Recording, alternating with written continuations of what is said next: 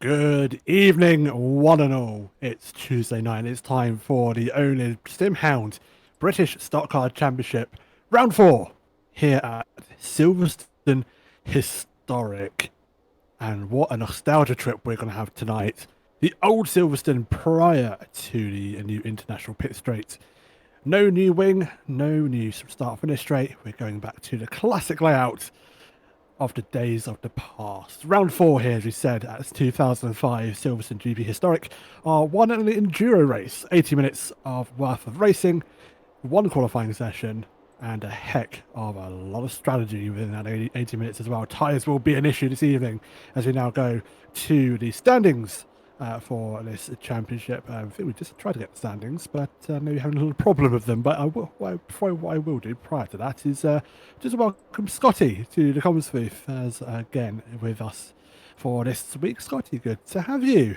It's great to be back, having missed last week, unfortunately, due to some server issues. We have been postponed by 1 week, but we're still here to finish out the season as in its full length with this endurance round. We couldn't miss this round. It will be a key round when it comes to the championship. Unfortunately, having a couple of little issues with our championship standings there, but we'll try and get them up before the race begins.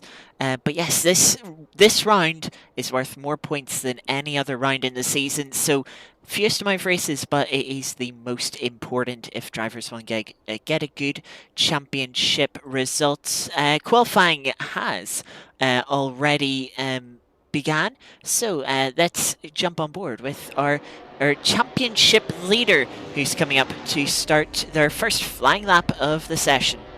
Look at all that old brand in 2005 Fosters, where beer was allowed to be on the gantries of Silverstone, along with every tobacco product as well, as you can imagine. We'll start the first lap, first turn going into the complex. A series of corners here, two lefts, two rights, and then we go down onto the back straight. And things look very similar here as per the current Silverstone layout. Things look a little bit different in a few minutes' time. We go down the hangar straight, as I believe it is still called, up to Stowe. I'm going to get a track back up. I'm going to get the track map up now just to remind myself of the corner names.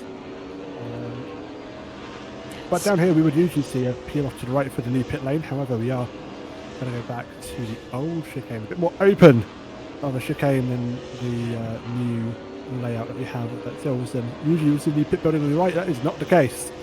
And now we go on a nostalgia trip. We turn left here. The track will dip down, go under the bridge, and then immediately rejoins into the final section of Luffield and Beckett, isn't it? I believe it's Beckett, I think it's called. And here we now rejoin the circuit where it is now what is somewhat familiar with the current Silverstone of today. Final turn, long right-hander. It's power down to start-finish line. It's two purple sectors as James is the first driver onto the fast side. Everything will be purple, but we'll see what the first fast lap is for qualifying, and it's going to be a 1:48.680. Let's have a little further look back. Ben Brown is slowing down. Ash Hill finishing a lap. Dondolo coming round the long right-hander of the field. Bit of a wider line on the early part of the corner, cutting back for a late apex. Trying to get a good run. It's looking good in the middle sector, but losing a bit of time in the first sector as Conto goes to the top, but displaced now by Dondolo, who leads field by 0.2 seconds. Fraser next one across the line, setting a much higher benchmark into the 47s, 4.5 tenths clear of the next car. Let's have a look. Bevan on another lap as they're coming down the hangar straight up into Stowe Corner. That is unchanged from the modern day. Except for the runoff. Got the grass on the outside that the drivers will have to be careful of. No track limit concerns there when it comes to crossing white lines, getting warnings. But yes, using the higher speed variation of the chicanes, keeping speeds high and some good flow around this back end of the circuit. Indeed, a turn left into Abbey, and now going down into Bridge. I've now got the corner names up. Bridge will follow just right hand here, and it'll be Priory into then Luffield and Woodcote. Anyway, remembering the old names now. Have to give myself a bit of a history lesson in in terms of Silverstone corners, and yeah, it's just in a strip of nostalgia really, isn't it? It's so nice to see. Yeah, we've got so used to having the modern lights in all current sims. To go back to something different is a nice little change, nice and fresh. Alfie getting held up a little bit in the final sector, does have a bit of slipstream run to line, but will only be P4 for them. Fraser was on a better run in the first sector, but losing some time in the middle sector. He is going to bail on their lap. Overstreet now coming into the final sector, 3 Brooklands into Luffield now as Ben Brown bumps themselves up to 10th position. Coming out of the corner, try and get a good exit, little bit of a wobble there. Powering their way to the line, did lose a bit of time in the middle sector, but it's good enough to improve up to P10, displacing Ben Brown there as they go on for another lap. Just over 3.5 minutes left in the session. Quite a few drivers backing out to the pits and getting a new set of tyres for the final part of the session.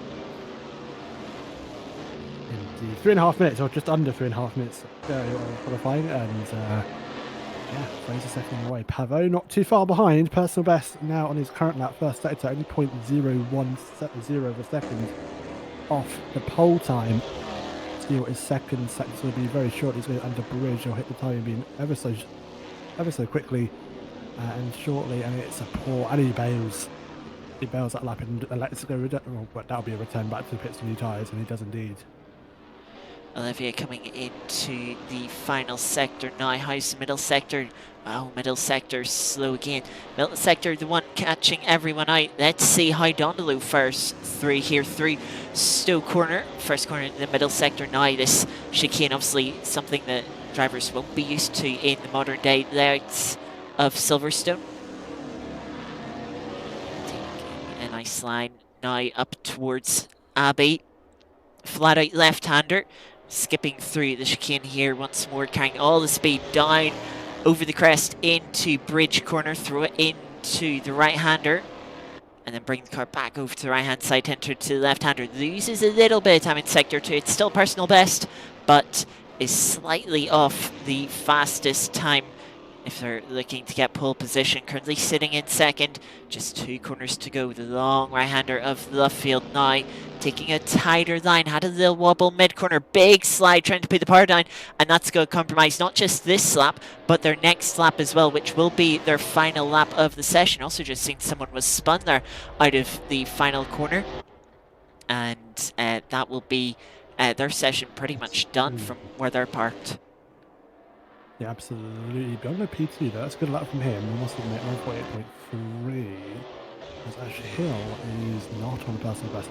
I still need to get my head around that the Vale chicane there being the open chicane instead of the much more of a braking type chicane it is now. But again, Ash Hill bailing, that's going to be his qualifying over, and that's not to continue the lap. But Alfie Bevan, purple middle sector, only just.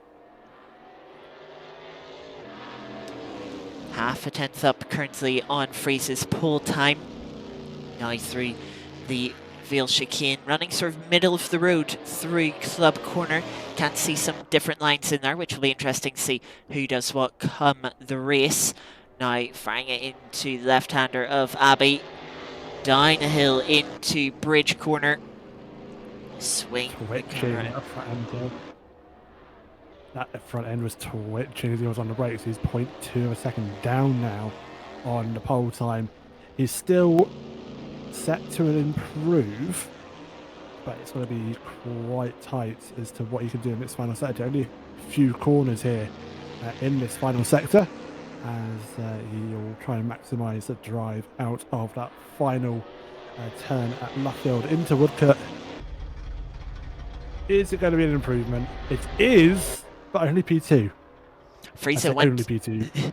Yeah, Frieza's gone quicker. Frieza 47.298 now at the top of the sheets, improving on that last lap. We didn't quite see. Dondolo actually improves 3,000 in front of Bevan on their final lap. Kontu is well up to P4 now, ahead of Pavot, our championship leader, both the pro class and overall. Bumped down to 5th position. James is on a lap though, 8 attempts down off the current fastest, but there's 8 attempts between pole and 2nd place at the moment.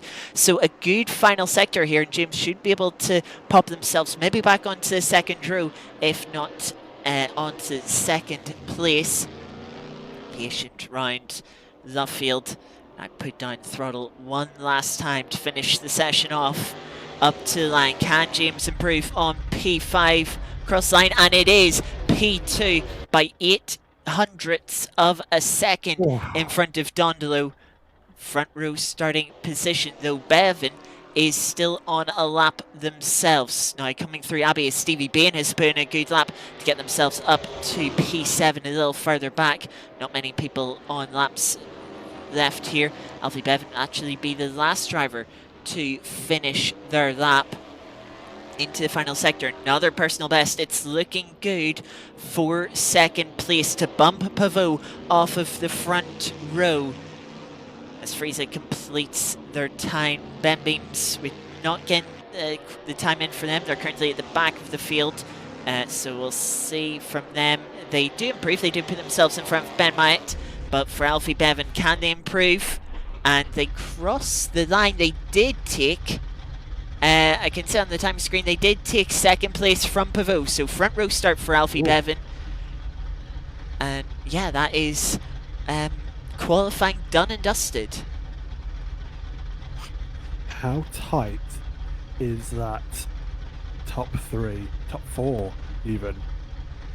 Frieza, 6.5 tenths out front, has the field sort of demolished at this point, but Bevan, Pavot and Dondolo only 1/10.5 separating them 3, so they're tremendously close. As we wait for the grid to form, let's quickly go through that running starting order for you. Lord Frieza will be top front of the grid, head of Alfie Bevan in 2nd. Our championship leader, James Le Pavot, will go off 3rd, head of Sedia Dondolo, and Miko Kontu, as we've known as Lucky 7 so far this season, will start P5. Jacob Hine takes P6, has Stevie Bain, who'll be hoping for a clean race this evening, starting P7 with Zach Silver in P8. Ash Hill will roll off P9 with Christian Overstreet rounding out the top 10, and Ben Brown just missing out by 0.04 of a second will start P11. Alex Wood will start in 12th, with Adam Ely in 13th. Olivia down in 14th, driver that's shown a bit more pace than that this season. They'll be hoping to make positions up throughout the race. Ben Beams just pipping Ben Might at the end of the session. We'll start 15th with Ben last on the grid in 16th. As Ben Brown has mentioned in Twitch chat, we will have a standing start for today. Unfortunately, our race controller not available for this week, so we will have a standing start to change things up. No safety cars as well, but strategy with the higher tyre wear. Don't know, we could see people trying 1-stops, could see people trying 2-stops, maybe someone going really aggressive for a 3-stop.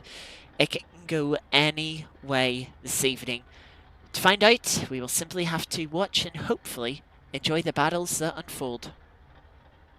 Indeed, 80 minutes worth of battles to follow. One feature race, or enduro race tonight, should I say, for these drivers. Tyre wear will be an issue. Pit stops will be needed. So just a wait for the lights to come onto our screens to signify the start of our race. It'll be a little bit while yet. I think we've got another minute or so before we do go racing. But yeah, 80 minutes for these guys in these big bulky cars with very little aero and all the mechanical grip to make up for it. 6 lights on the screen will slowly turn red as we now get underway for round 4 of the oNiD British Stockcar Championship. Lights out and away we go at Silverstone. Pole sitters get away well, front row gets away well. However, the outside car there, I believe that is Donna getting away well. And into turn 1 they go for Cop's Corner. And it is side-by-side for leaders. Contact on the first corner for the leaders. And that's going to cause a huge kerfuffle. And there's contact, and leader has been spun round. And that's dropped him all the way down to last place. Yes, let me just do this to be sure. But yes, Fraser spun round on the opening lap, will drop down to the back of the grid. Dondolo will take the lead. Wood. Another couple of cars coming up in the Maggots Beckett's the complex in that first sector, all dropping down to the back of the grid. They had contact by the looks of what I can see on the timing screens that sent a couple of them round and tumbling back down the order. It's now Dondolo, Pavo, Bain, Bevan, still behind Hill, Brown, Contu, and Karasnoas. Your top 10 going through onto the first lap. Yeah, early days yet, still a long way to go in this race. Drivers heading out of club corner now through Abbey. Stevie Bain all the way up into P3, taking great advantage of the troubles, putting pressure on Pavot here as they come down through Bridge Corner into the left-hander. A section awkwardly tight compared to the modern day variation. Drivers making their way round now into the field. Alfie Bevan starting to come back at Stevie, starting to put a bit of pressure on, as Stevie might be having a bit of a nosebleed with how high up he is. Question is, can he hold on to it? Temperatures for this evening, 13 degrees ambient, 27 degrees track temp, so track still relatively warm. Will make it a bit difficult, especially as we go throughout the race. Stevie running wide onto the curb, and the AstroTurf will slow him down and allow Alfie Bevan to get on through and take P3. Compromised a little bit into Maggots Beckett. Can see Alfie's car sliding around Stevie, maybe thinking of making a move, but not quite able to. Is in the background Zach Silver, he's up to P5, trying to defend from Jacob Hine.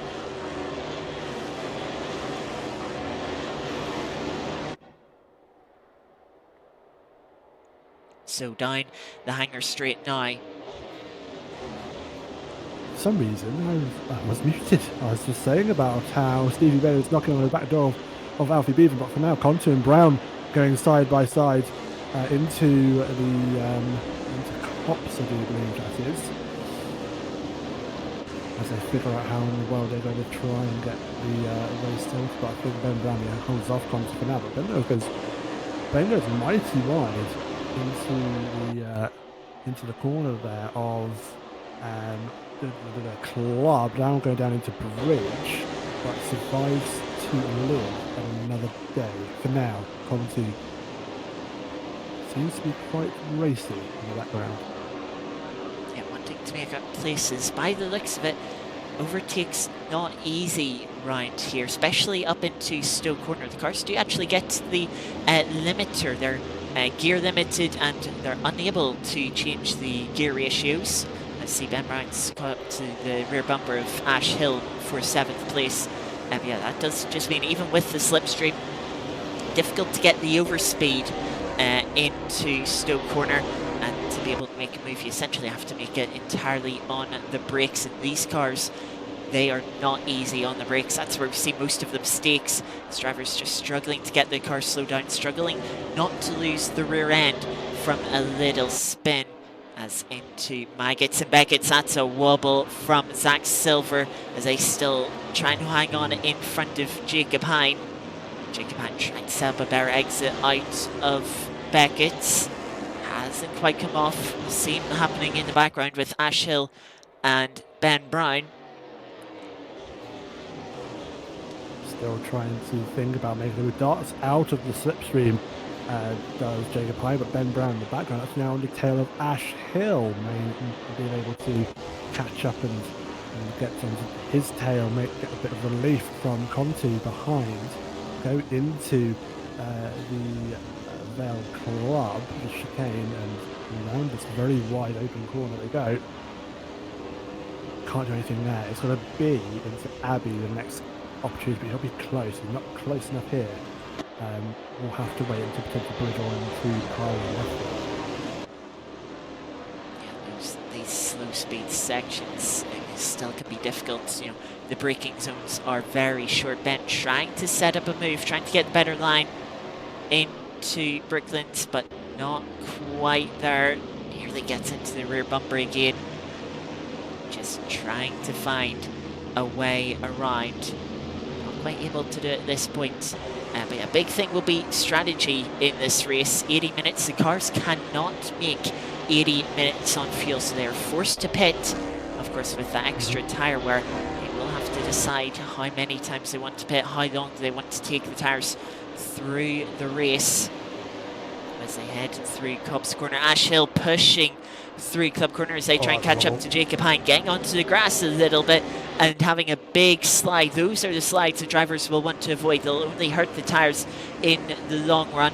This is bringing Ben Brown into it and sort of becoming a three-way fight. Ash Hill, now you're going to have the difficulties as Jacob Hine has a little wobble there out back. It's really compromising him. You can see Ash Hill looking to pull alongside. Will get a little bit of slipstream and will get their nose alongside. Ben in the background trying to use slipstream as well, thinking can they follow Ash Hill through on Jacob Hine. Jacob runs very wide, so does Ash Hill, and they end up coming together, and Ben Brown also spinning in sympathy as well.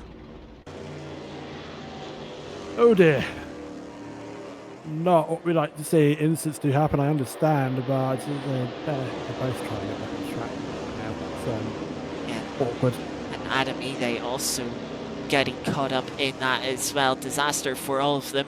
But that has promoted quite a few drivers up. Olivia up to 7th place. Ben Beams up to P8 now. And Nord Friese is in this group now, trying to get past Ben Brown, looking to the inside of Bridge Corner. Looks like they're going to get that move done nice and easy. Ben Brown actually trying to maybe come back through Bridge Corner, but not quite able to with Friese just parking the car in the apex.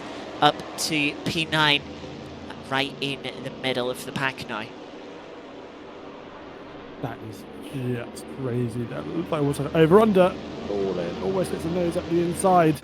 Does Dondolo, but stays put for now. Sorry, Fraser, not Fraser. I stand corrected. Dondolo just put the new fast stuff in. That was the pop-up there, so apologies. Got Fraser trying to chase down Beans, but has him look up the inside of Cops. Oh, please don't make contact. We've seen moves go wrong there, not just in sim racing, but also in real life, but they figure it out. Beam stays ahead for now. Fraser's knocking. And look at Ben Brown. He's now wanting to try and get in pieces of action as well. Yep, first pit stop being taken at Adam Ely. Maybe wanting to try and get a new set of tires, go off strategy to make up for the time lost, especially as this pack fighting Fraser. A little bit of a slider as they're trying to fight with Ben Beams. We'll go on board with Ben Brown as he follows these two. Maybe trying to see if he can pick up a place or two from the scrapping. You can see Beams just going a little bit defensive into Stowe Corner. See both these, everyone sort of moving around with the car. That's just how this stock car drives. And bit of a poor run onto the grass for Ben Beams. Fraser trying to go round the outside, will give them the inside for the Vale chicane. Ben Brown absolutely sending it in to follow through and will get the move done. That backs Ben Beams up. And they're side by side in the background. Ben Myatt and Ash Hill going side by side. And now on to the back of Beams, who's a little bit slow after that move from Ben Brown. Brake slide for Myatt there, and that's going to allow Ash Hill to get to the inside for Bridge Corner and take P11. Yeah, that is hard but fair racing. Getting the move done and making the move past, but now will they be able to get back? It's like a train of cars here trading for position. It's nice to see, but meanwhile our lead Dundalo 2.3 seconds now ahead. Even actually quite close to Pavo, but still it's just boiling. It's about to simmer over again because Ash Hill looks to have a run on Ben Beams. Does indeed. It's going to the inside at Cup's corner, and that's going board. Decides to back out of it. Thinks it's a little bit too risky, but Beams runs in wide, misses Apex. Can see how that just slightly compromises their momentum, though Ash Hill not able to get the power down so well. doesn't quite get the overspeed, and now into Maggots and Beckett's. Of course, very difficult to make a move here. The cars don't have the downforce at these high speeds to really hang it round the outside someone, but Ben Beams losing control of their stock car, gets sideways. That'll open the door for Ash Hill. Ash Hill, though, compromised through Chapel. That brings him onto the hangar straight, and Ben Beams has got the momentum, will get in front, and Ash Hill swaps back over to the racing line. Ben Beams gonna hold a defensive line on the inside. Both of them fire in, but can Ben Beams get it slowed down, not run too wide? Ash Hill's a little wide themselves, but gets a late apex. Tries to get the move done on the exit, but isn't going to quite be there. While further up, Lord Frieza is trying to fight with Olivia for P7, but Olivia holding on for now in P7. As Frieza still in their comeback behind. Ash Hill has go alongside once again on Ben Beams. It's going to be the outside for Abby, but if they can stick it through there, it'll be the inside for Bridge. They're given room by Beams, and they'll get the move done. Beams not being too aggressive in that fighting. As we look further up, Frieza now trying to get the move done on Olivia, trying to hang around the outside, but they come together on the apex, and that's the second time Frieza's been facing the wrong way. Not even 12 minutes into this race so far. Oh dear.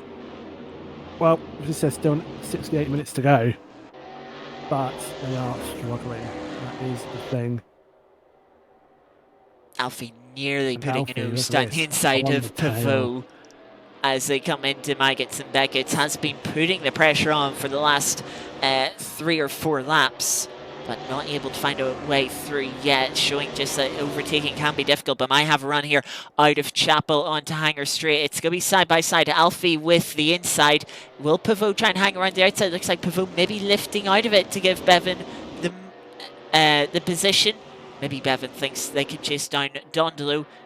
It's a little bit wide for Bevan there onto the grass, but they'll stay in front. And now the question is, can they chase down Dondolo? They do have, Alfie Bevan does have the fastest, no sorry, doesn't have the fastest lap of the race, but was quicker than Dondolo last lap, so it'll be interesting to see if they can get through as Ben Brown and Ash Hill are fighting once more through Stowe Corner onto the grass for Ash Hill. Might have to concede that, but we'll have the inside coming into the Vale chicane. Will they keep their nose in? Ben Brown, sorry, leaves them the space. Can Ash Hill hang it round the outside? This will be a very brave move if they're able to make it work. Ben leaves them the space, very respectful between two of them. And they'll be side by side now up into Abbey Corner. Careful with the curb. It's quite a tall curb, can very easily unsettle the car. And such getting onto the curb, Ash Hill has to back out of the move. Ben Brown takes P7, but look at the gap, 15 seconds up to P6. We love the fighting, but it's getting these guys further and further away from the lead. The packs separating into 2 packs. You've got the top 6, which are sort of spreading out a bit themselves. Konto is still trying to get past Zach Silver for P5, and then you've got this pack fighting for P7 as Chris Overstreet gets a move done on Ben Myatt and sets a personal best lap, 51.0, as we head on to lap 7 of this race. Ooh, slide from Ben Myatt getting on to the pass as heavy into the wall. Gonna have quite a bit of damage from that. Might have to pit at the end of this lap, but a race that wasn't going too badly for Ben Myatt. Yeah, it's gonna be a bit of a struggle there with that easily made mistake, just running a little bit too wide, and the self-enforcing track limits at this classic Silverstone really biting them there. Yeah, absolutely. It's you can run wide, but at what cost? Always risk it, especially with cars that are all tyres, all mechanical, but very little downforce, designed to be as slippery as possible for the ovals. But you do see track racing. Yeah, Alex Wood getting a move done on Ben Beams. Gets up into P9 as those have been caught in incidents, had mistakes, are trying to make their way back through. You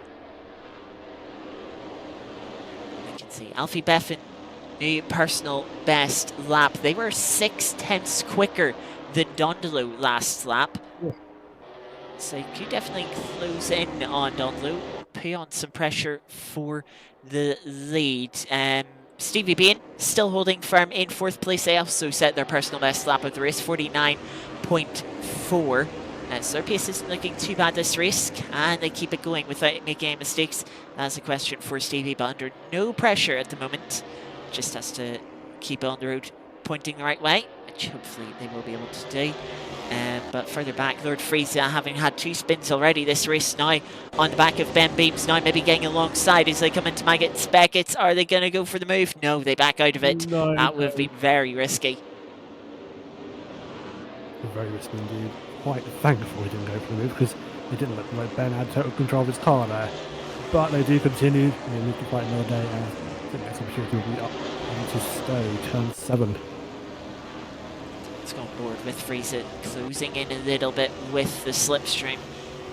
Beams going to defend the inside. Frieza out to the racing line. Can see Ben Beams running in a bit deeper. Frieza trying to get the better exit. Runs a little bit tighter there, not quite alongside. Will he try and send it? No, he's go back over as Ben Beams sort of moves over through the Veil chicane to cover the inside. We'll see what different lines. Ben Beams holding the inside line. Frieza sort of following them, trying to get on the power, but nowhere to go as Ben sticks firm to the racing line there. Now through the flat out corner of Abbey.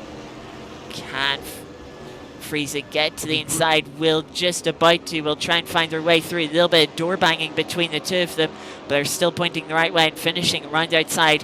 Frieza will get the move done and is up into P10. 3 seconds for them to catch the group of cars in front of them. Yeah, but some really nice move down the bridge. Got the run and there's a gap. So that's move done. Ben Beam's not giving it up though, but maybe he's now slightly giving it up as he now falls into the clutches of Overstreet, that is, in P12. Meanwhile, the fight for P5. Zach Silver leading car, as denoted by the red stripe on the window banner. Is still fending off Kuntu. Of course, still a big gap. The gap has come down. It's down to 14 seconds. So Ben Brown slowly breaking away at that gap despite being in that battle. But maybe a potential move here to the outside. Kuntu. Zach Silver defends the inside. Not able to get the move done on braking, but Zach left their braking to the big slide through the mid-corner. They hold on to the slide, which is very impressive, but it is not enough to hold on to the place. Kuntu now up to P5. Wonder if they can chase down Stevie Bean for P4. See what he can do. He's got 7 seconds to find 2 Stevie, so it'll be a bit of an arse, and Silver's not exactly giving it up. As of yet, still sticking with him. Maybe stick with him to try and catch up to the top drivers. But for now, that Alfie actually catching Dondolo and Pavo actually not too far behind either. Alfie set the fastest lap of the race last time around. Comes round only a 10th slower this lap. Alfie still quicker than Dondolo by a few tenths. Is closing that gap. It's down to a second now. Won't be too long before they put the pressure on, and we're not too far away from being a quarter of the way into the race. Only a quarter, yes. We'd be, if this was one of our sprint races, we'd be nearly done by now. Feature race, we'd be about halfway done now. But no, we are only a quarter of the way through our endurance race of the season. Plenty long way to go, and obviously Alfie's saying that fastest lap only a lap ago, showing that despite the high tyre wear, the tyres aren't falling off that quickly. Not yet, anyway. I have a feeling maybe Dondolo is just trying to stay those tyres after having such a lead.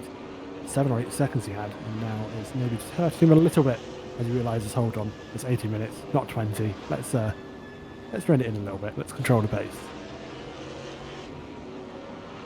One thing these drivers can be a little more comfortable of is, as we don't have a race control, there isn't going to be a sudden safety car to bunch the field back up where they'll lose the big gap that they have, which obviously going to be a little bit disappointing for some drivers with how this race has gone so far. But for those like Dondolo at the front, it's going to be a little less pressure on them, I suppose. as they head through the final sector of the lap. We do have cars closing further along, but the gap now only half a second as they come out of the field. How quickly will Bevan be able to make this move? Or will Dondolo be able to fight on for a long time? The fastest lap of the race for Bevan. They continue to improve as the track, of course, rubbering in a bit. The fuel depleting on the cars, getting lighter. Have to keep an eye on this one. We also have Ash Hill, who's on the back of Ben Brown, getting up onto the curb, having a little slide through Brooklands. Putting the pressure on slightly different lines. Again, another big slide, trying to put the power down. A couple of wheels on the curb. That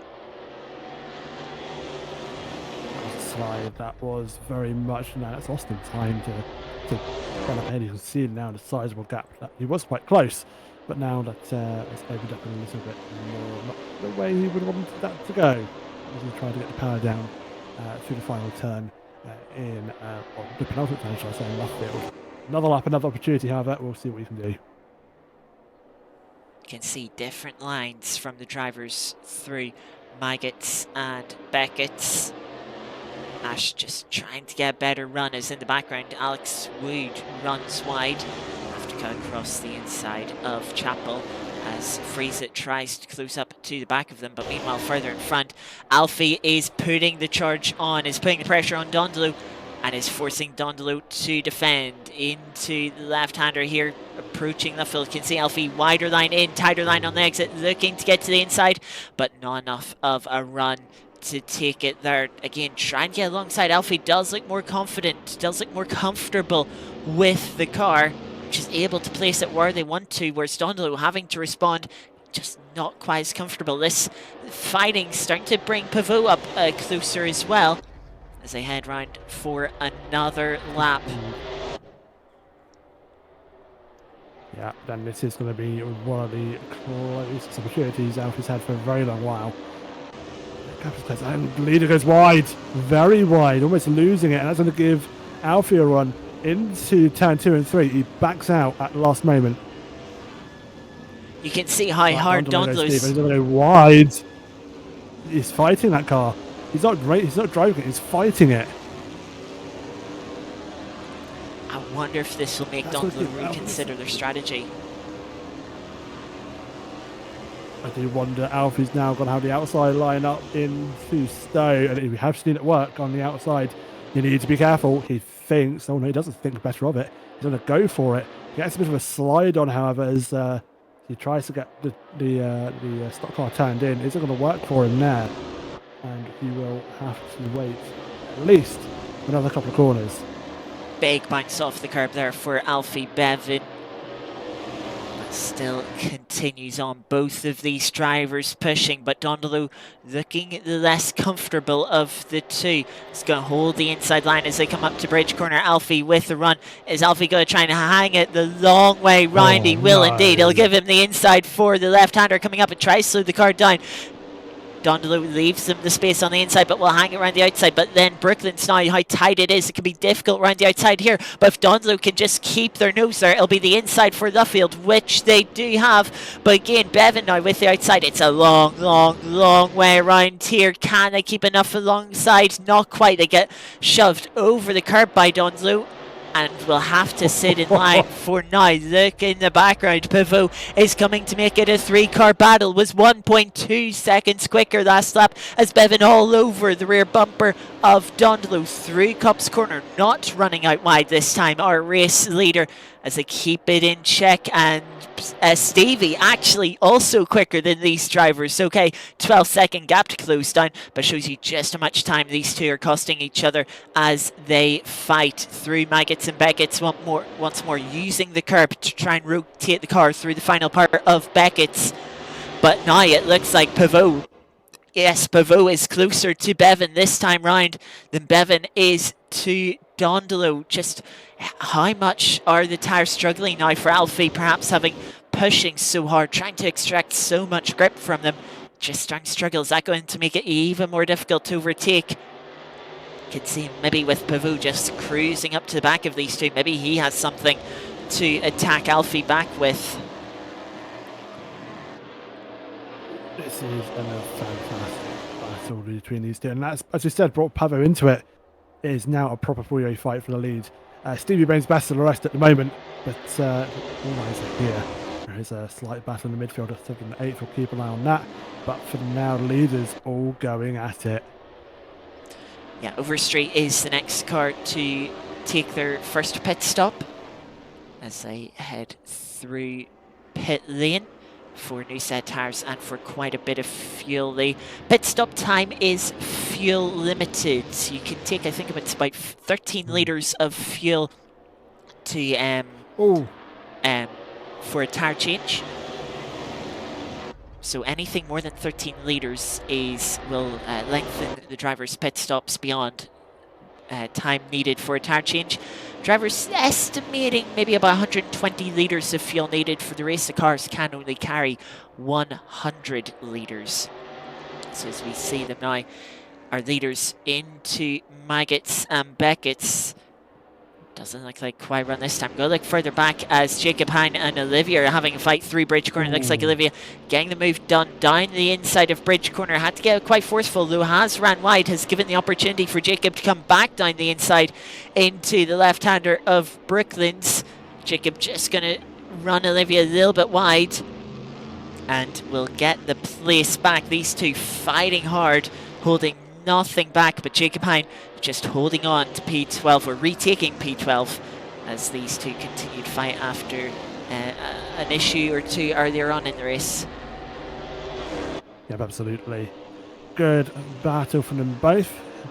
Well, like 8th and 7th, I will try and commentate that stuttering folks.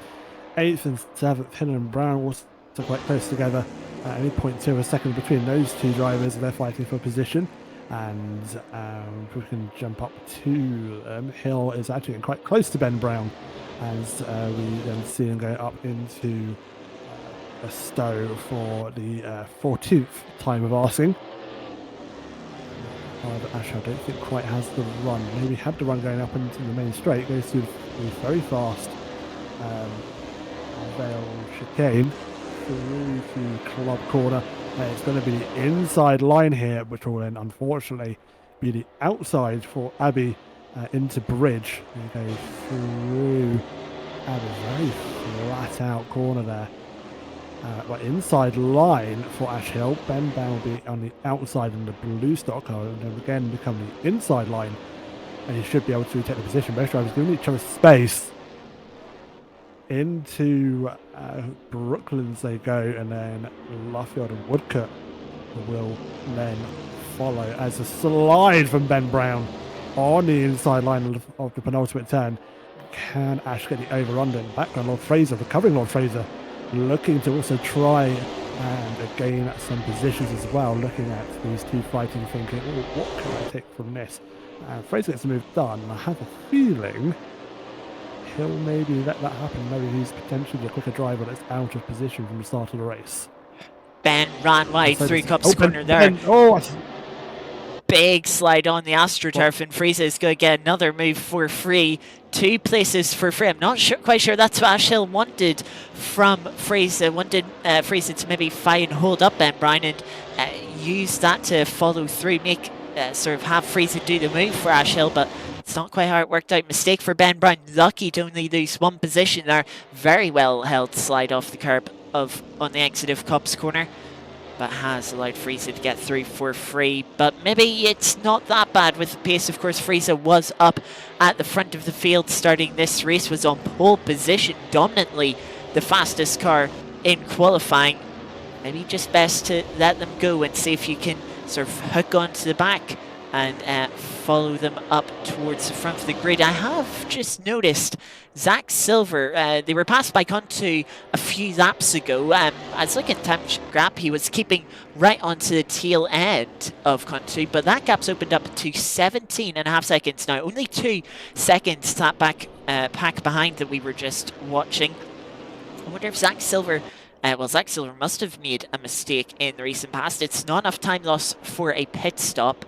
But through the final sequence of corners, as in the background, Ben Brown fighting with Ash Hill once again, is trying to hold on as they squeeze each other. as Jacob Hine has had a spin at Bridge Corner. Ben Brown just holding on for now. Ashhill really putting the pressure on. Excuse me. Oh, And oh, that's an over-under if I've ever seen one. contact. I think Ashhill might have given Ben a little push through Cobb's Corner, and yeah, we'll lift off the throttle and redress the position. Just misjudging that one slightly, Ashhill, but giving up the place, and the fight will continue on. Ben will need to stay settled, not get too agitated by the contact, by the little moment. Keep himself calm, keep the nerves calm, and keep themselves in line and going.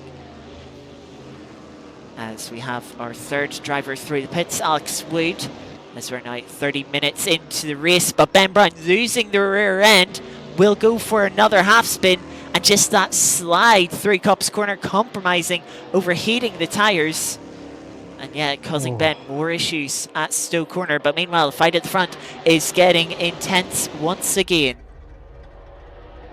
Alfie did manage to get his way past it, and Dondolo did then retake the lead pretty instantaneously afterwards. Inside line defended by Dondolo, trying to compromise him, but then Alfie will then get the outside line going into Maggots Beckett and the chicane, the complex here, and it's a move up the inside. It's moved on for the lead. Alfie taking the lead, getting to the inside into Maggots and Beckett's, and Dondolo nothing. Oh, does indeed, with the slipstream as well. Alfie is going to hold the inside. Pivot pulls to the racing line, thinking, come on, give me an opportunity here. But into Stowe Corner, Dondolo's going to try and send around the outside. But what we've seen so far this race, I'm not quite sure they're going to have the grip. They're going to keep it neat and tidy, as Pivot in the background is the driver that runs wide, trying to get a run, as Ben Brown, now realising that their tyres may be a little too far gone, heads into the pits, now through the long right-hander of Club Corner. It looks like Alfie Bevan starting to stretch their legs a little bit, feeling the pressure relieved from them. And now it's Pivot who's trying to put the pressure on Dondolo. Dondolo's not going up yet. Stay with this battle for the start of three, because Dondolo is still somewhat close and still threatening at Alfie. Alfie goes a little bit deep into Priory, and then the corners of Brocklands Luffield will follow very shortly. Pavot tries to go around the outside. That's cheeky. Doesn't make it work there. Stays tucked right under the rear bumper of Dondolo.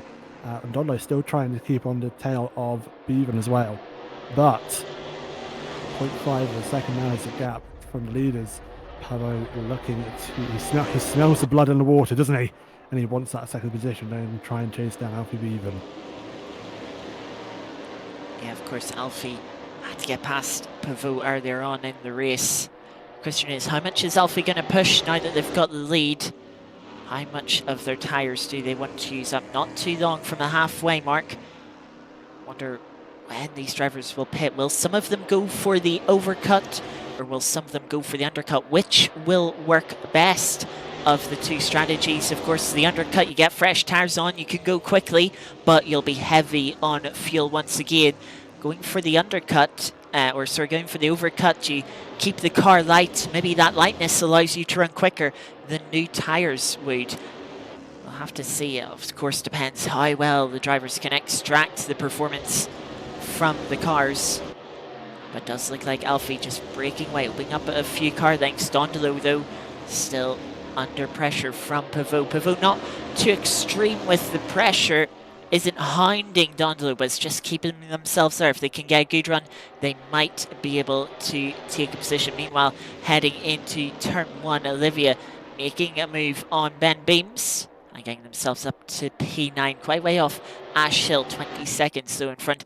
And Lord Fraser, now having caught up to Zach Silver, is trying to make a move for P6. This is damage control for Lord Fraser at this point. It's got another 45 minutes worth of racing with a pit stop to take into account. So he'll be looking to try and get back up to the top of the field. You can tell he wants to try and get past his drivers, but he knows that it's a longer race. If something does go wrong, he does have time to recover, but how much time does he actually truly need to get to completely recover, and looks up the inside of the bridge. No, don't do that. The driver's always going to turn in there. It's not going to be the outside line for Priory, but it's not going to. Things are getting the undercut for Brooklands. Luffield will then follow, but he's a little bit compromised here as he does try to take a line, and things are putting a nose up the inside of Luffield. Will potentially get a bit of a better run than the car ahead of him with Zach Silver. Woodcock follows, and then we go on to the 19th lap of this race.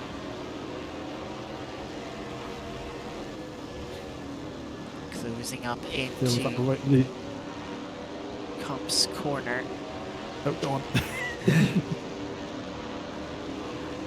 Again, into Maggotts. Beckett's closing in once again, just nowhere to go in these sections. Zach keeping a tidy line through here, not getting too sideways, not sliding around too much. Friese opting to use the inside curb there on the final part of Beckett's is enough to get around. Will tuck into the slipstream, which will help him close up. Pulls out quite early on as they head down, thinking about switching back to the inside. Zach makes their intentions clear, folding the inside. Friese is going to try and go to the outside. They nearly have a little rub as Zach Silver runs it in a little bit deep. But now on the exit, can Friese get the run? It's enough to get alongside. It is enough to get in front. Will hang it round the outside through the Veal chicane, gets onto the grass a little bit, and they come together on the apex. Zach Silver carries on, but Friese goes for another spin. That's kind of cost him a top three finish. He was looking so good for a good recovery drive. Got a bit greedy maybe, and then got punished when Zach Silver decided to turn in on him, not giving him enough space. 6 of one, half a dozen of the other on that occasion. I think Rob Fraser's going to be kicking himself now for not putting himself, and maybe a bit of an unrealistic opportunity to get back to the top 3. Maybe a bit of desperation there, as you could see coming through the left-hander. He was just trying to carry the speed into the corner, get the nose in front by the time he got to the inside, but was just too wide, got onto the grass, and not then able to slow the car down for the right-hander. And Zach, left enough space on the apex for Friese to exist there, but Friese needed more space than just existence space with how much speed they were carrying into the corner. And yeah, unfortunately, we'll take another spin. The top 3 maybe looking a bit out of question unless the top 3 really start fighting and slow each other down again. But a P4 certainly on the cards is just going to be ever more difficult now as they carry on. Their tyres ever more damaged. Ben Brown coming up. They've had a moment this in the final sector, which is going to be a bit disappointing for Ben Brown. They not long came in for new tyres this race, so this mistake is going to be very costly. That isn't. Sorry, don't mind me looking for. I swear there was a. There we go. That's the page I'm looking for. Pit stops. We can see Ben Brown, Overstreet, Alex Whedon, Eli, all with one pit stop. The top 12 still yet to pit. Looks like they're going to try and make a one-stop strategy work, given that we're nearing the halfway point. It's not out of the question. It's risky. Oh, Ben, what are you doing? Oh, he saves it. He's turning that Stockcar into a drift car. I don't think it likes it, but he's gonna do it anyway. Yeah, the top 12 obviously opting for that one-stop strategy now. It's not out of the realms of possibility. Let's put it that way. You need to be sure you can look after your tyres if you did want to make the one-stop, and within that one-stop you also didn't want to take tyres. You need to be sure not to use them too much like Ben Brown's doing here. He's having issues. First of the top 12, however, to make their first pit stop, Zach Silver in the pits from 6th position. They're coming in just before the halfway mark, trying to make an undercut work, make sure he, or sort of really covering off the undercut for Zach Silver. Gonna be difficult for him to move forward this race, but just trying to hold on to the P6 that he has coming into the pits. Everyone else a little more spread out, and including our leaders. 1.2 seconds, the gap now between Alfie Bevan and Dondolo. Friese has also dropped back a further second on Dondolo. So these three just running their own races are getting a little bit of backmarker traffic as they make their way around. And now Jacob Hein also into the pits. Zach Silver's come out of the pits, has come out in P8, so hasn't lost too much time in that pit stop. Has come out in front of Olivia. So they'll be trying to put some pace down. It'll be interesting to see what pace Zach can show with new tyres as we're into the second half of the race now. Yep, absolutely. We will see what he can do, and be all eyes on his timing screen now. Potentially, well, I think he actually has stopped for fresh tyres, judging by the length of his pit stop. So we'll see what sort of times he can do. Maybe flashing up a new fastest lap. That will raise the eyebrows of most, and may just prompt those around him to also dive for the pit lane. He's got a fair, decent gap to the car's ahead, 22 seconds. As he goes to bridge, the cars that he's fighting for position with just coming through the final turns now. We'll jump to Conti Bain as Conti looking speedy there. As I said, Fraser now elected to come to the pits, maybe reacting to Zach Silver's pit stop and noticing that it's past the halfway mark. It is well within the window for the one stop, and it feels like it is a safe option to do so. Yeah. Go to Conti, who's been closing in on Stevie Bain slowly throughout this race, and now finally has got onto the back of Stevie, who is running well this race, still holding P4 with how much he's struggled so far this series. You know, he wasn't looking forward to this race. You know, it was going to be a difficult one to go 80 minutes without making a mistake, especially with some of the high-speed corners through here in the tyre wear, but he has got through the first half of the race mistake-free from what we've seen, so it has been good going for him. Question is, now he's going to be put under some pressure. Will he maybe give the place up easy just to try and keep make things simple for him? Actually, he is going to, now that we're past halfway mark, he's going to be the next driver to come through pit lane. Absolutely. Conti gets the position. Judging by Zach Silver's pit stop, there's not much to gain with a undercut. So he's back out, relatively back where he was, Zach Silver, and so there's maybe something for Conti to bear in mind when his position will most probably be safe after he makes his pit stop. So I say Stephen Bain, should I say, his position will be safe after he's made his pit stop, and those ahead of him will make his pit stop. That has just overtaken the pits. I know what I'm talking about, folks. Most of the time, anyway.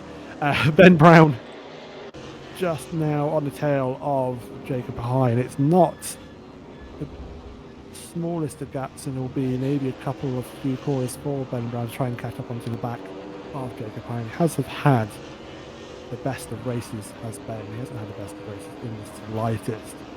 Still going, still cracking at it. And he's going to try and catch up to Jacob Hein. That gap does extend as we go through bridge. Oh, what a brilliant on-screen shot. I love it. Love seeing this old Silverstone back in use again. Seems like some good memories. Yeah, actually just going to go to Stevie Bain, who has come out of the pits, but has come out in traffic right behind Ben Beams as they come through Maggots and Beckett's. This is going to be a bit frustrating for Stevie, especially if he's just put on a new set of tyres. He's going to want to be using the grip that they offer in the first couple of laps, which is significantly more grip than they have for the rest of the stint. Stevie should be able to outbrake Beams here on the inside, which he does. Get the move done. Beams was trying to hang it around the outside, but just didn't quite have the grip. And despite having just cleared one car, Stevie Bain has Olivia now just half a second up the road. Will close in very quickly with that new tyre, but this is giving an opportunity to Conti to make an overcut work here.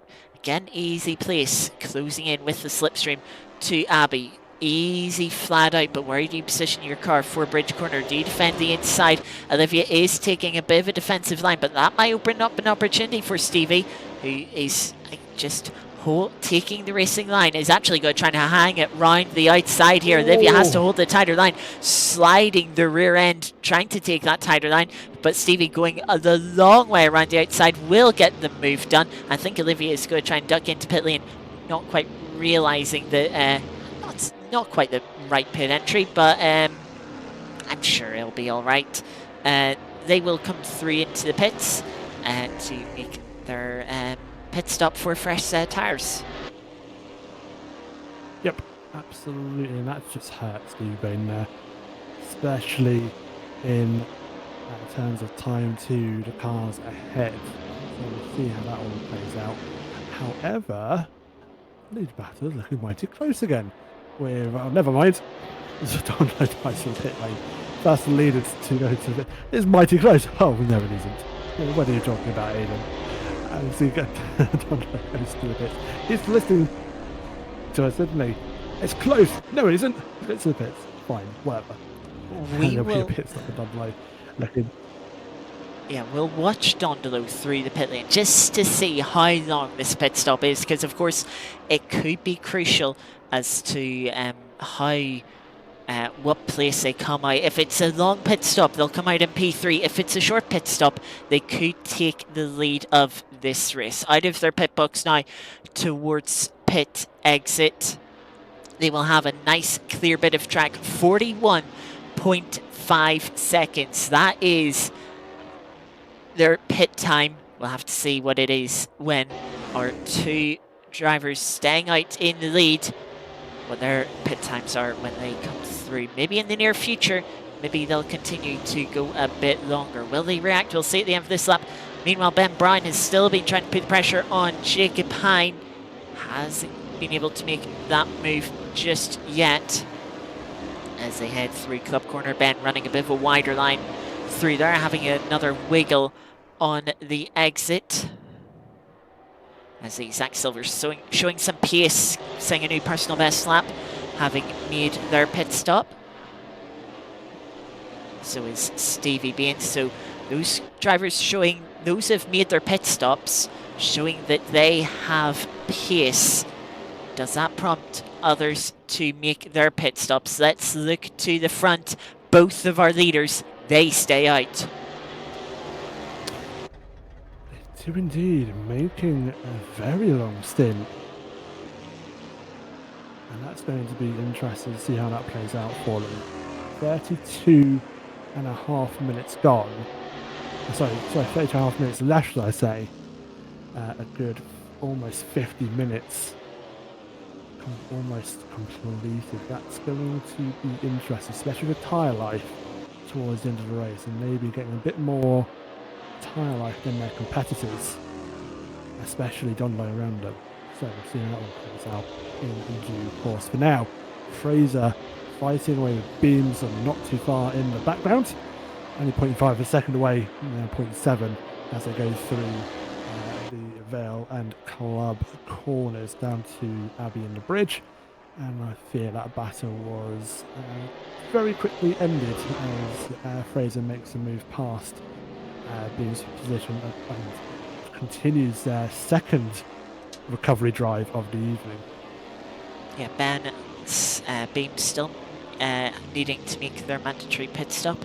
Just seeing that on screen not too long ago. Meanwhile, people that have made their pit stops, Jacob Hine starting to close in on Overstreet for P10 currently. Of course, with some people, when Ben Beams makes their pit stop, he'll be up another place. It'll be interesting to see here who has the pace. Our leaders also just about to come up. And speaking of Ben Beams, into the pits now with 31 minutes remaining. We'll keep an eye. Our leaders coming towards pit entry now. It looks like, yes, both of our leaders still continuing on. 48.7, 48.8 for them. It'll be interesting to see what Donlow is able to do with their first lap on fresh tyres. Of course, having taken on some fuel heavier car. These two that we're watching, Jacob Hine and Chris Overstreet just in front, will gain a place, so will Ben Brown. A little bit wide for Overstreet through Cobb's Corner. That will give Jacob Hein a run. They'll be side by side, and Chris Overstreet not wanting to play any part of side by side into Maggots and Beckett will back out, and Jacob Hein will inherit P9. Overstreet will now have to defend P10 from Ben Brown as Dondolo does set a personal best. They set 48.4, 3 to 4 tenths quicker than our leaders. Can they make the undercut work?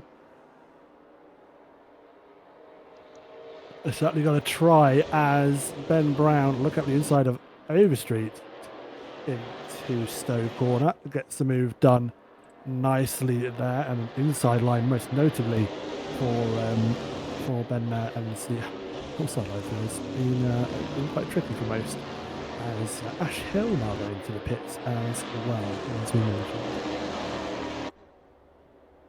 Yeah, so Ash Hill, next driver to make their pit stop.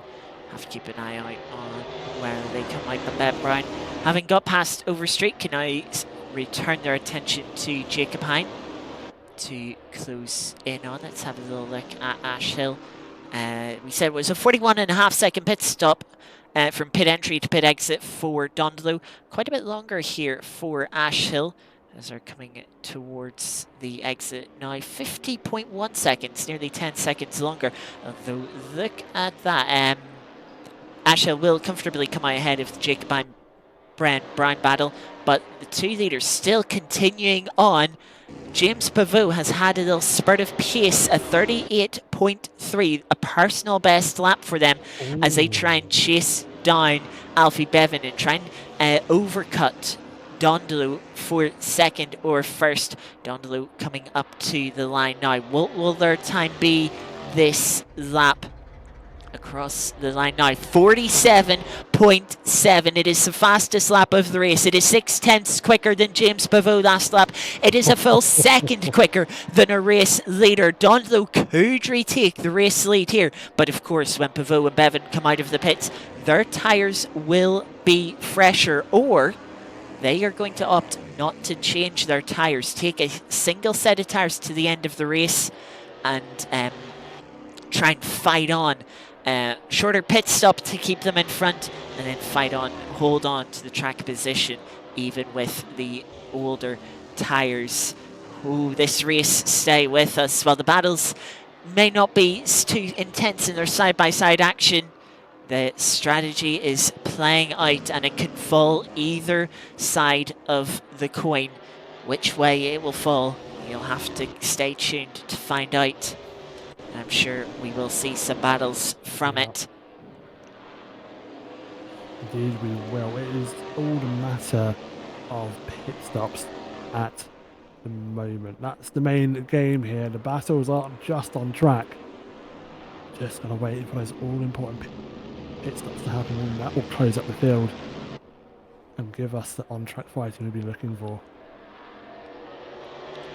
I have just noticed something with Ben Brown's livery here.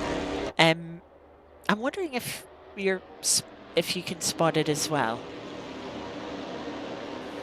That's car found. Okay, what's on the back of his car? May I ask? It'd be nice if there's a car right behind Ben that we could go on board with to get a nice clean shot of that rear bumper, but he has a little image there, and I believe it depicts a race that went very wrong for Ferrari. I think that's the Singapore Grand Prix start of 2017, when Sebastian Vettel and Kimi Räikkönen pincered a Max Verstappen and took all three of them out of the race.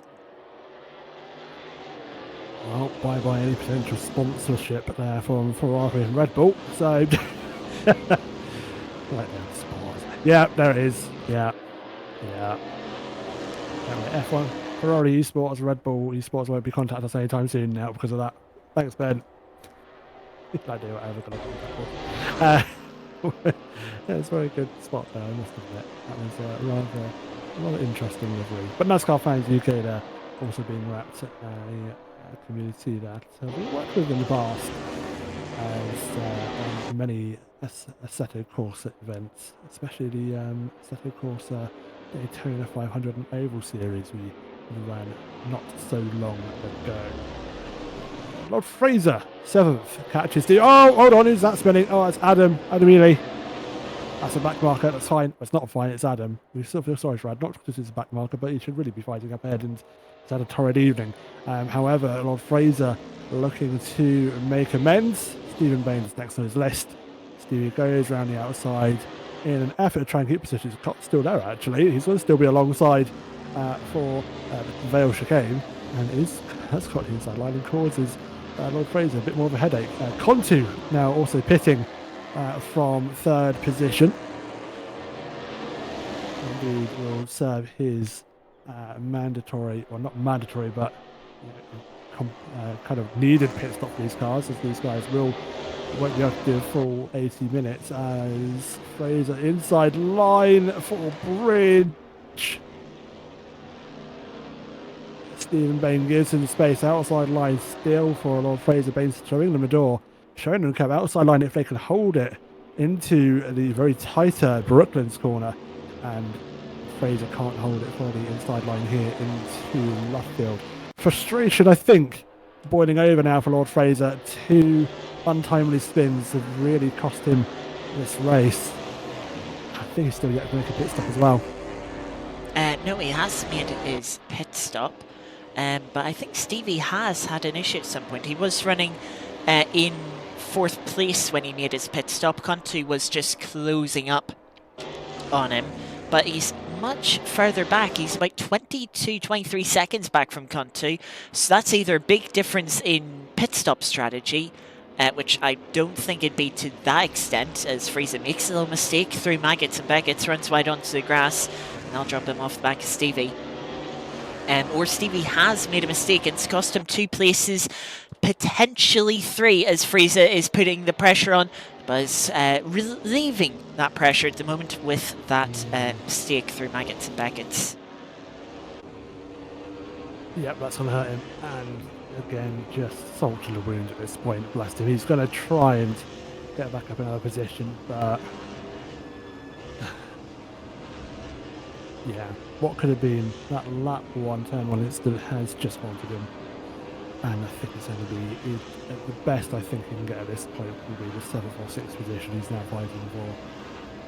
Well, Zach Silver is only 2.5 seconds up in front of Stevie Bain, so if Fraser can eventually get the move on Stevie in the next 7.5 minutes, let's say, before the 15-minute mark, I'd say fair chance to chase down and pass Silver, but it will not be easy, that is for sure.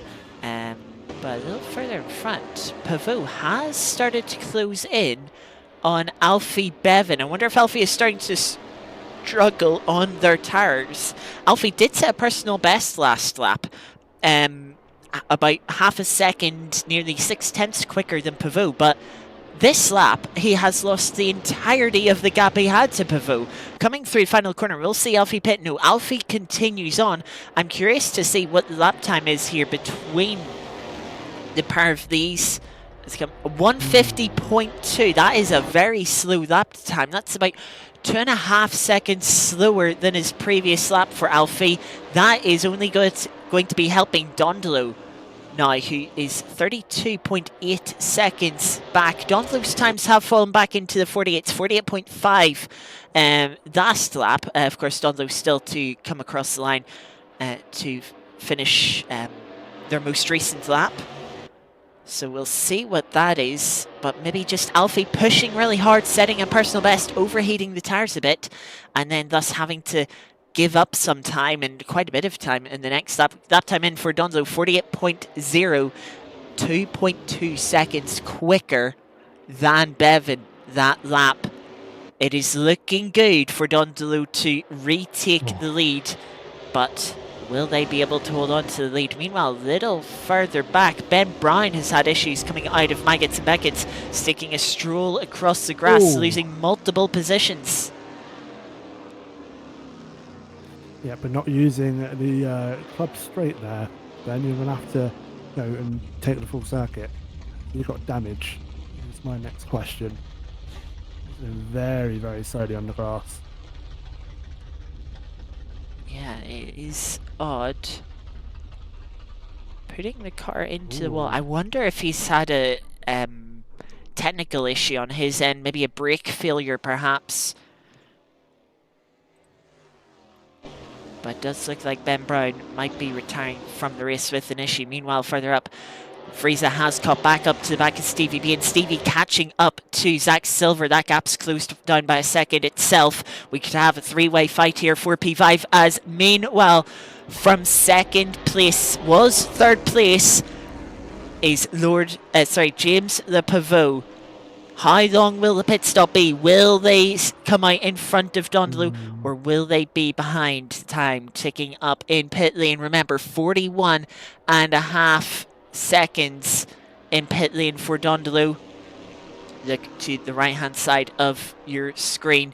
There is Dondalou now. Pavot released from their pit box. And yes, Dondalou through turn one will take the place. Pavot 42.9, 1.4 seconds slower in the pit lane. And Dondalou will have quite the gap. It will be nearly 5.5 seconds.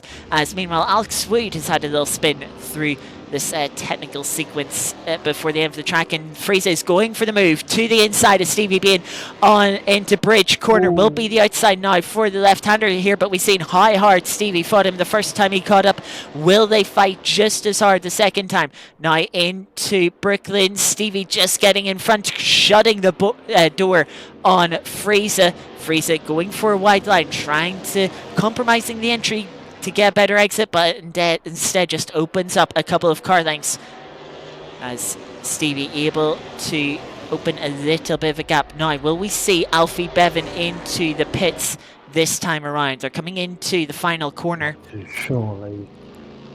It's got to pit, surely. The fuel tank won't last. Yep. And indeed he does. Called it. There we go. We'll come back to that in about 20 seconds, let's say. We'll watch through Maggots and Beckett's. Friese, you can see, just still tighter on their racing line, using more of the inside curbs, trying to get a better run, trying to get a better exit. Stevie a little bit wide into the grass. This will give a run to Friese, who will use the slipstream to close up to gain a bit of momentum. Stevie holding middle of the track. Friese is going to go tighter to the inside line. Is going to be side by side. Has a slide. It's a big bit of wheel banging, and Stevie, he'll have to let Stevie hold on to that position, but we'll swap to Alfie Bevan, who's coming to pit exit. There goes Dondalou. Dondalou will retake the lead of this race. 40.2 seconds, Bevan, even with a shorter pit stop. 1.3 seconds shorter in the pits.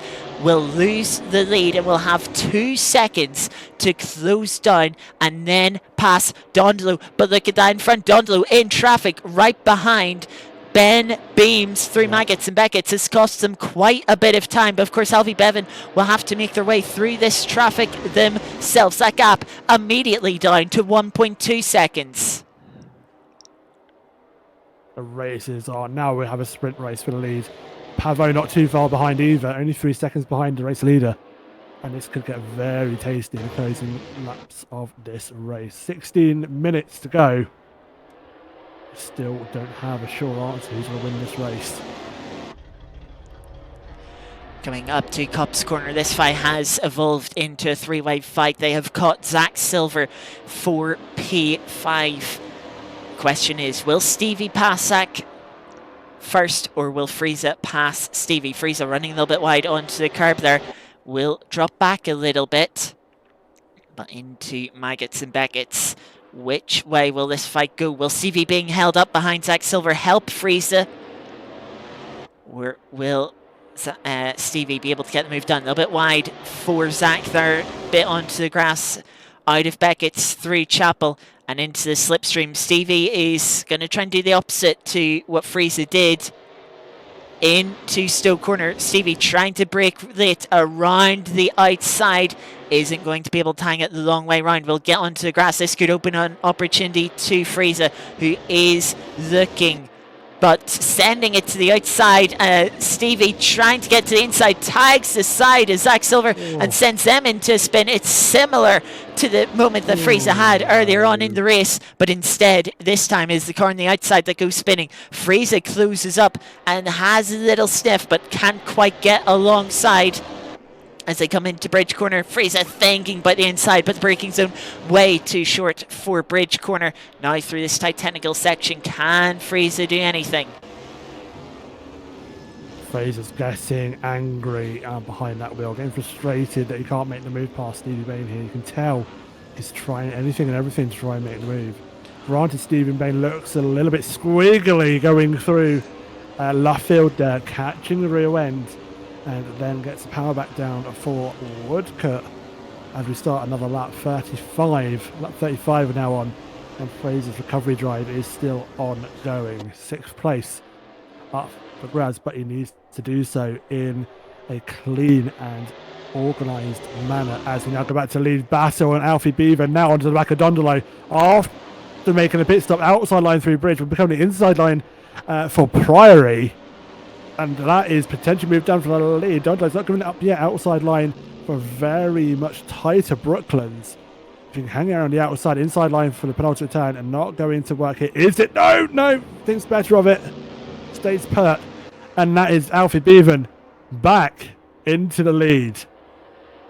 Utilising the new tyres to close down the gap, helped by a little bit of traffic, but sets a personal best lap and fastest lap of the race while making the move for the lead. Alfie Bevan into the lead. Dondolo, the tyres just too old now to hang on, and Alfie will likely pull away at the front. The question is, can Pavot close in to take second place? He has 3.2 seconds close in. Meanwhile, further back, Friese trying once more to get the move done on Stevie B, and Stevie gotta defend the inside into bridge corner. Can Friese do what Alfie did, hang it round the outside through bridge?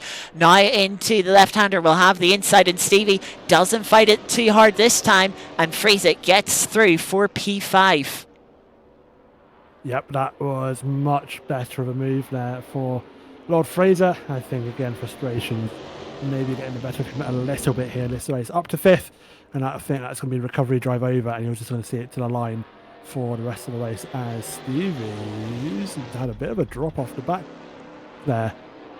Maybe having a separate instant of his own doing. I wonder if he had another slide, sort of like we did the last lap that we've seen from Friese's point of view. It is easily done, especially the longer you get into the stint, sliding the car around, the tyres get warm, and eventually the sort of rear end can be very difficult to keep under control. Meanwhile, Ben Beams is closing up onto Olivia for P10, or Olivia has just recently made a move for P10 that we missed.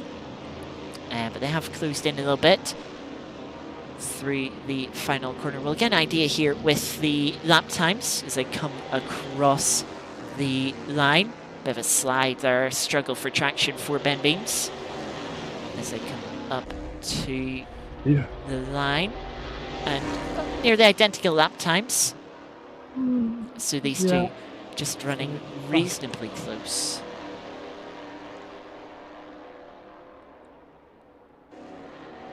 Getting fairly much tit for tat on lap times. Not going to be much gain in between those two. But that's a new fast. Sorry, just pop up there. New fastest lap. Alfie Beaver extending the gap to now 0.8 of a second, leaving Dondolo in the dust a little bit. Pavot, I think, just a little bit too far out of reach as of right now to do anything about it. Yeah, Dondolo was only 0.2 quicker than Pavot was only 0.2 quicker than Dondolo last lap. We'll need a lot more than that to make it to the end of the race with a chance of second place. The strategy, it was interesting to see the different strategy from Dondolo going for that earlier pit stop. Unfortunately for them, it hasn't quite worked out. But yeah, Alfie coming out on top with the shortest pit stop as well. You know, if you think, you know, if Dondolo's pit stop could have been 1 second shorter, you know, had that 1 second more of a gap for Alfie to close in on you. Could that have made the difference? Just make the overtake that little bit harder, as these tyres, when they come out of the pits, they have great grip, but then you lose a good margin of that grip, a good portion of it after 3 laps. From then on, the tyre wear is very slow, but the first 3 laps, you really got to use the grip, as there is much more available to you than there is for the rest of the stint. And Alfie used that grip to get the move done on Dondolo. But there was, as I say, that extra second for for Alfie to close in. Would he have just dropped off that initial edge of the tyre, not have the grip that he needed to make a move? Would have been interesting to see, but that is the ifs. Fortunately, as our only endurance race, And buts. yeah, we will never be answering the question of what is the best way to run an 80-minute race for the rest of the season. But yeah, we have Ben Brown in chat saying, think the heat's done a number on their pedals. That's very unfortunate, but it is roasting today. Even just sitting here commentating, I am boiling in my seat. I have how many fans do I have on me? 2. Trying to keep me cool. It's blowing warm air into my body, but it's just all the way it is. And unfortunately, yes, it's a case of heat, just got the better. And we did think it might have been tech issues, judging by the way you were bouncing off the barrier on the hanger straight.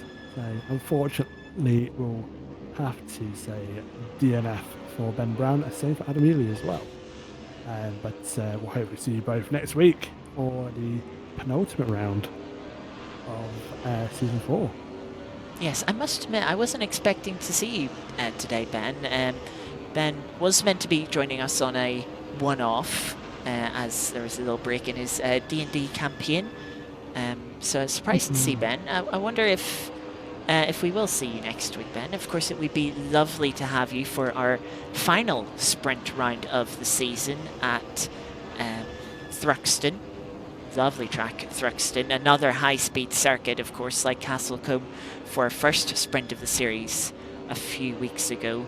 But yeah, will be interesting to see. Right in on board now with Pivot. Ben's in D&D back next week. Fair enough. Enjoy your D&D as always. Thank you for joining us while you could. Shame it had to end a little bit early today, but yeah, or maybe nice for you, since it with how hot it is, it's a shame we had to push this race back for 1 week, because it's pushed this 80-minute race into the heat wave. It would be much better to run this last week when it wasn't as warm. No, exactly. It was a lot more cooler last week. Sadly, the heat maybe got to the server, and sadly the server for last week. Hence why we're working on a bit of a delayed schedule here this evening, bumping this race to week 4, and playing around with our weeks a little bit here. But good to know we have got a server and all set up and ready to read. It's been very stable server this evening, thank goodness. Ben Beams has got themselves in front of Olivia, making a move into Bridge Corner, taking the final top 10 position as Alfie Bevan, as we get to the closing end of this race. Not done setting fastest laps of the race. They're continuing to push on and to utilise those new tyres. We'll keep on with this battle. As we were on board with Pivot, they are closing in on Dondler. They gained another 4/10 last lap. But Olivia maybe thinking about a move to the inside of Copse Corner, but not quite close enough. Not alongside as they get to the entry. We'll follow through Copse Corner into Maggots and Beckett's, as the sun has been lowering in the sky. The shadows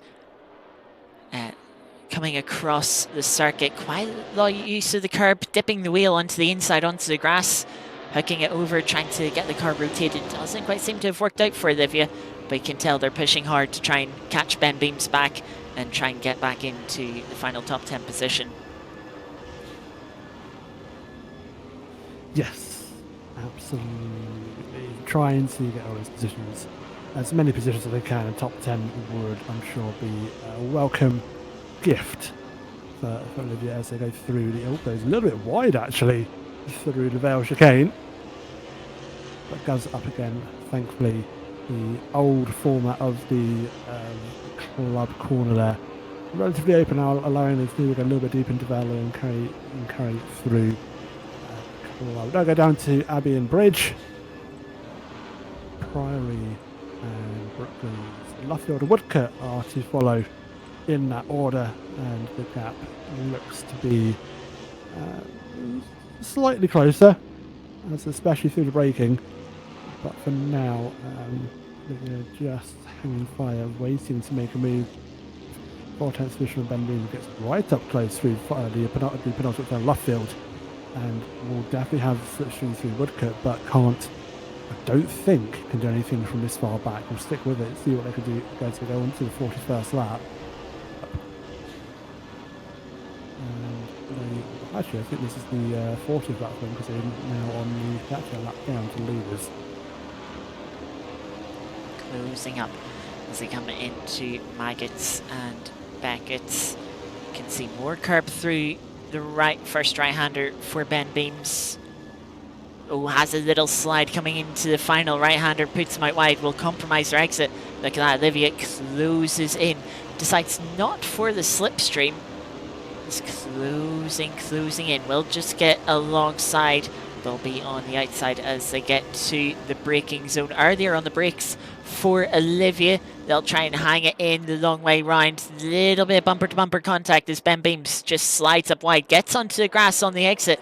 Trying to hold the inside line here. Will Olivia try the outside to get for the inside? No, Ben Beams slides across their front nose. They have a little bump through there. Ben Beams runs out wide here. Should be able to carry the momentum though on the wider line and will stay in front for now. Olivia trying to pile on the pressure as they get to the end of the race. They'll bounce up over the curb at Abbey. Runs them wide, nearly into the grass there as they come down to Bridge Corner. Spectacular to see the stock cars diving down the crest into the right-hander. A little wide there for Ben Beams. Olivia thinks about poking the nose up the inside, though that gap was always going to close. Up front, Pavot, new personal best lap for the race, 6/10 quicker than Dondolo. Only a second for them to close down, but there's only 2 laps left for them to finish to try and get themselves into P2. A slide there for Olivia coming out of Luffield, but Ben Beams has had such a poor run that they've still got themselves alongside, side by side, as they come on to the penultimate lap into Copse Corner. Will Olivia get the move done, or will they run too wide? They keep it on the track, keep it safe, and that will be P10 regained for Olivia. It will be indeed, and that'll be a welcome position for them. I'm sure they would have wanted to be a bit more further up, but P10 for them it will be, and hopefully they'll be able to hold on to that position. The lead battle, well, not lead battle, the second and third battle, 2 minutes and 12 seconds to go, is looking mighty close. Half a second between Pavot and Dondolo. Beavers run away with it, 3.2 seconds up ahead of these two drivers, and I dare say we are about to go on to the final lap. Yes, will be final lap next time around.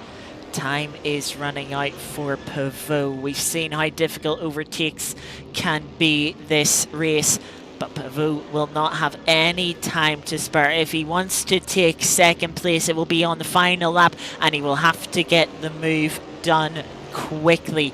Coming out of the final corner, only 0.3 of a second separate the pair of these drivers, and it is only 16 corners to go. Into the first of them, Copse Corner. Pavot tighter line on the exit, able to carry more momentum as running over the curb. That will slow down Dondolo a little bit. You can see how much Pavot closes up into Maggots and Beckett's. Not an overtaking opportunity itself, but Pavot aggressive there. Too much curb into that, unsettling the car, and will allow Dondolo to build up a bit of a safety margin as they come out through Chapel now onto the Hangar Straight. The gap's up to 5.5 tenths towards Stowe Corner. That's gonna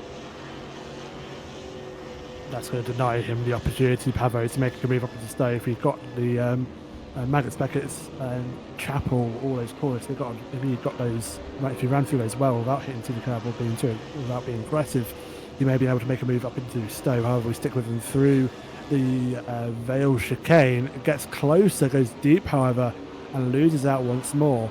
Up ahead, Alfie now going into Bridge as we now jump to an exterior shot of that. And Bridge corner follows.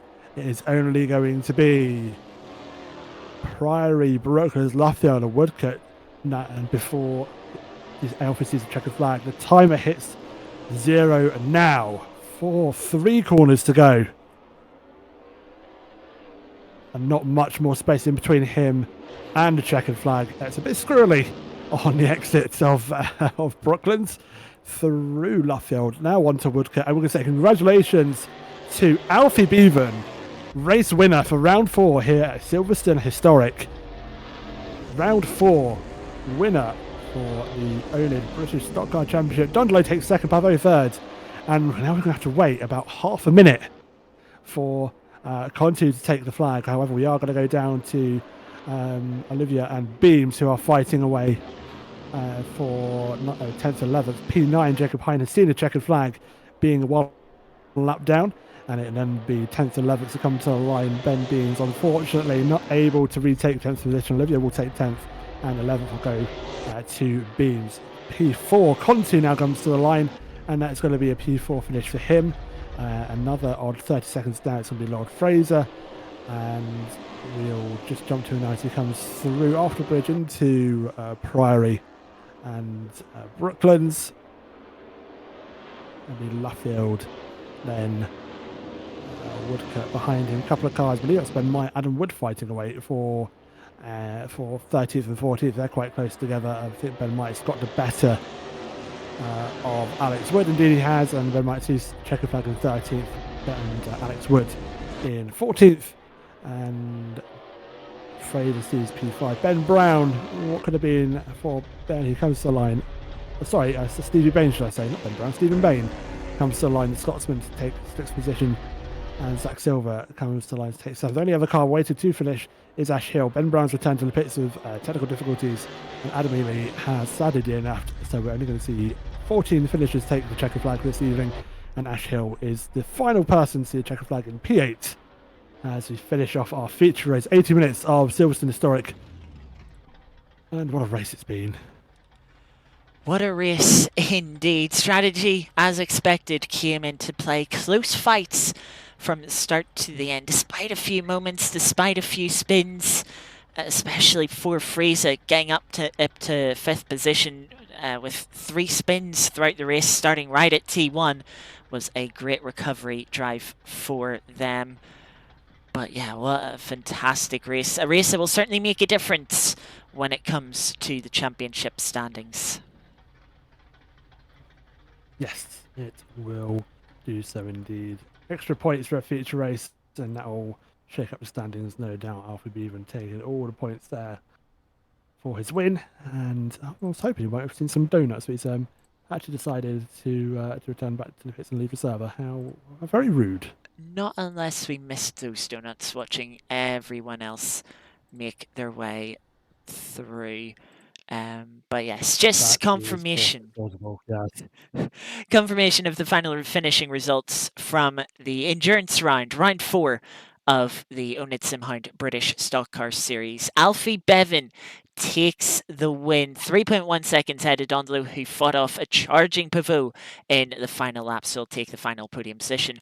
Conti will take P4 with Fraser spinning at the first corner despite a dominant pole position. We drop them down the order. 2 further spins means that their recovery was limited to 5th position. They'll finish up with Stevie Bain, who has had their best finish of the season so far, I believe. On for a potential P4, but it seems like maybe a mistake or two throughout the race dropped him down to P6. Still, not a bad finish for him. Zach Silver will take P7 in the end, I believe highest of our drivers. Ash Hill takes P8 with Jacob Hine in P9, and Olivia with a fight for the final top 10 position with Ben Beams at the end comes out on top of those two. Chris Overstreet will take P12 at the end ahead of Ben Myatt in 13th, Alex Wood in 14th, and as Aidan mentioned, Ben Brown unfortunately having technical issues with their pedals, not finishing in 15th, and Adam Ely also DNFing in 16th after a very, very tough race for them. Exciting race, but next week we go back to what we're a little more used to in this series, some shorter, some more chaotic sprint races. Indeed. Thruxton and Brands Hatch coming up for rounds 5 and 6. We are, because of last week, we are extending, aren't we? So we're extending the championship by a week. If my mind is thinking correctly. Yeah, still 6 rounds, but going on a week later than all of our other wonderful series here at oNiD, which, speaking of, let's remind you of what else we have on oNiD throughout the week. Tomorrow, we have not round 4, but round 5 of our LMU Sim Hound Academy. Our drivers will be tackling the challenging Fuji. All the long, tightening corners in the final sector will be a great place for them to learn, or maybe struggle with their lack of experience, but hopefully they'll be able to learn, and it'll be an interesting race for them in their penultimate round. On Thursday, me and Aidan return for the iRacing GT3 Transatlantic Showdown. We're going to be heading to the Nürburgring GP circuit with North America dominating the last 3 out of the 4 rounds of the season so far. Can Europe take one back, try and close in on that championship? Make sure you tune in then to find out. On Sunday, me and Tom Toseland. Sorry, go ahead. I was about to say for Thursday, a bit of inside information. It's going to be wet. It's going to be raining for the iRacing on Thursday. I know. Very exciting. Do make sure you tune for that. Just had to say that because, oh my god, rain. Yes, rain certainly does make things interesting on iRacing. So yeah, make sure you do tune in for that on Sunday. Me and Tom Toseland will be back with the 100 series, second edition on LMU. The grid of hypercars will be tackling Fuji as well. So come see what strategy will unfold in our higher drivers will fare after a challenging round at Sebring last week. And then on next Monday, we have the final round now of the LMU GT3 MPG double fuel usage, making the 65-minute race even more strategic than normal. It'll be at the Mulsanne circuit. None of the chicanes down the Mulsanne straight will make for a very difficult time fuel-wise. It will need either quite a couple of pit stops or maybe some fuel saving. We'll see how that strategy turns out.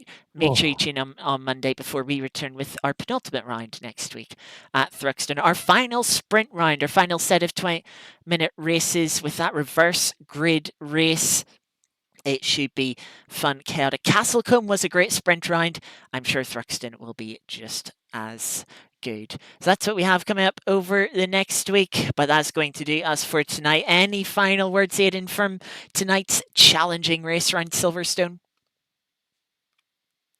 No, just what a nostalgia trip. It was a very fun race. Good to see strategy coming into effect, and congratulations on Alfie for his win. Congratulations indeed. Mate, thank you all very much for joining us. Hope you all enjoyed the 80-minute race as much as we did, and hopefully we will see you either throughout the week or back next week. Until then, enjoy the rest of your evening. Take care, and we'll see you next time. Bye-bye. Good night.